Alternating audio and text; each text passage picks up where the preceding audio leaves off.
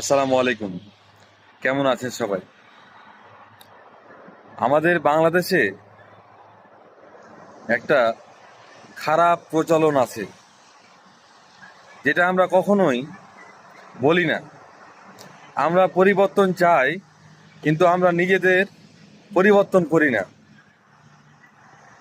Election আসলে আমরা টাকাওয়ালা নেতার পিছে ঘুরি এবং তার টাকা দেধারসে খাই, ফুর্তি উড়াই।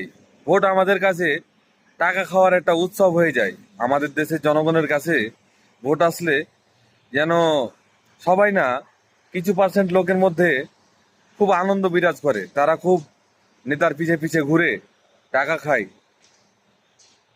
আর আমরা জনগণ ইলেকশন হওয়ার পরে সেই নেতার কাছ থেকে উন্নয়নের আশা করি।